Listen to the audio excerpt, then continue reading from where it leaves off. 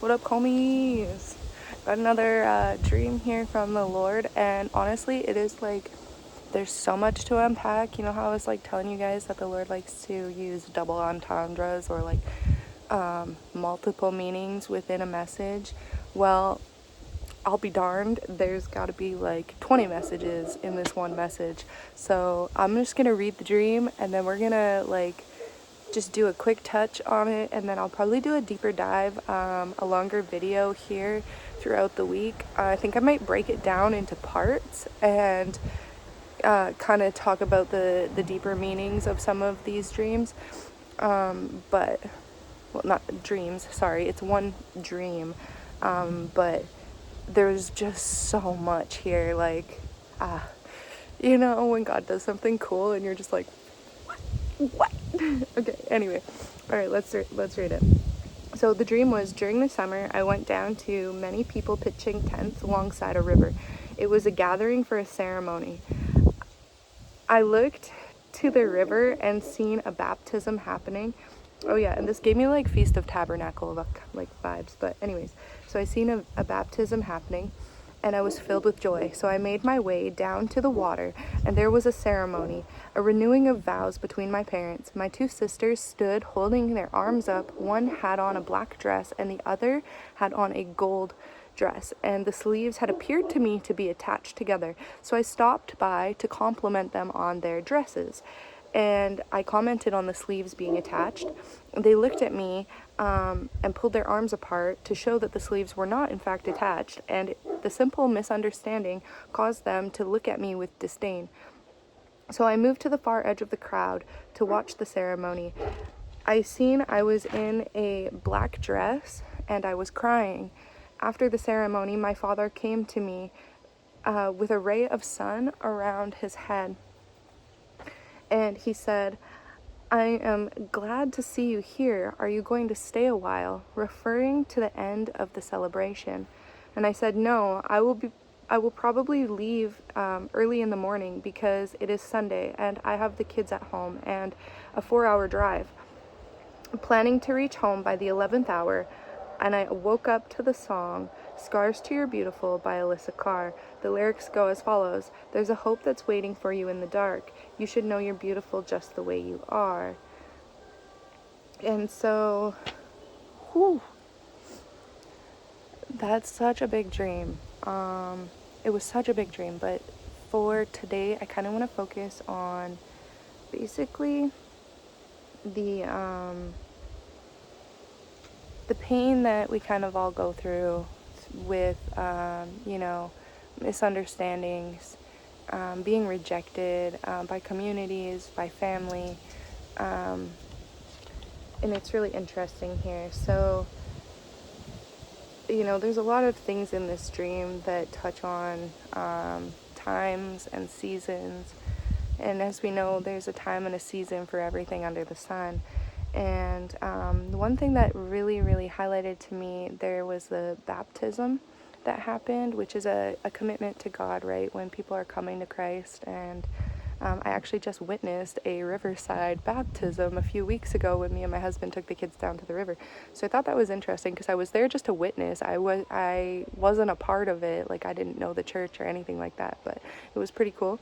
And it brought me a lot of joy, actually, just to see it. And I kept getting from the Lord, grassroots movement. There's this grassroots movement that's starting. And then I also got from the Lord that the renewing of vows between my parents, it symbolized like a renewing of commitment, and mostly like the Father renewing his commitments to us as his body and as his bride, sorry. And yeah, it's just like an overturning of certain things that had been called to pass, certain judgments that had been called to pass, and it's really beautiful. And so then there's this part with my sisters, and they have these two different dresses on, and I begin to realize, like just now, that the black dress and the gold dress were to symbolize kind of the black sheep, golden child type dynamic that can happen within certain families.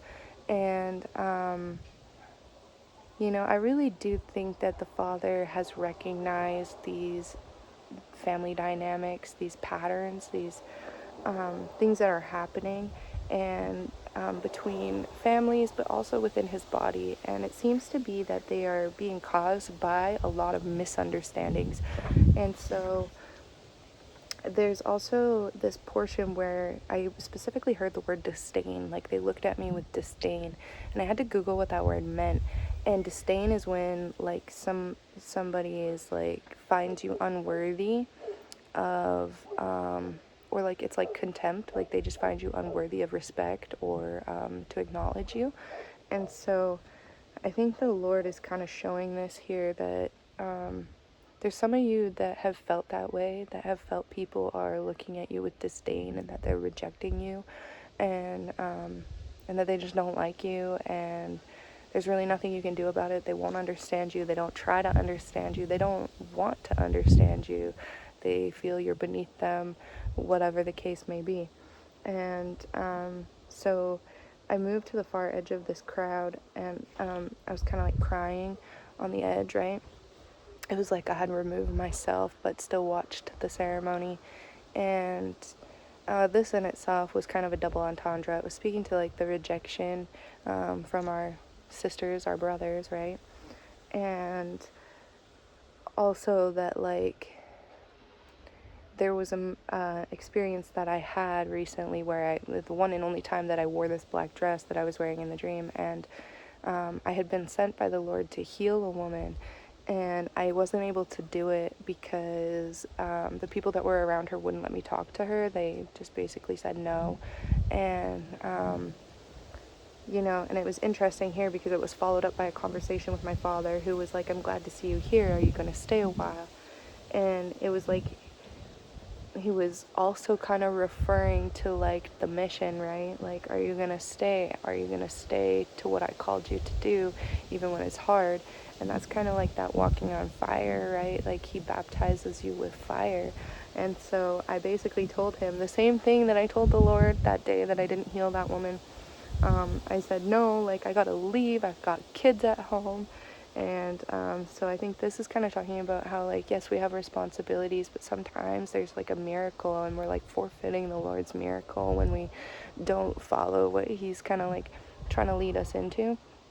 And it can be hard, and we're like learning, right? And he's so sweet, and he brings these things back around and for us to experience again and again. And we get lots of tries to get it right. So don't be too hard on yourself if you miss the boat a couple times, right? But it's so crazy once you do step out in faith in those things. Like, you start to really feel the fire of God. And then there's this last little bit where it was like I was planning to reach home by the 11th hour. And I think that was really trying to signify, like, the Lord is really trying to show people, like, what hour we're in, what season we're in, just trying to give people a heads up, and really just trying to put it on people's hearts.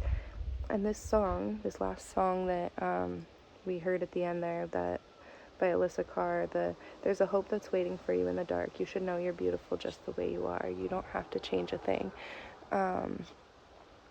It also has a little line in that song where it talks about, like, she doesn't see she's worth it. She doesn't see she's worthy, right?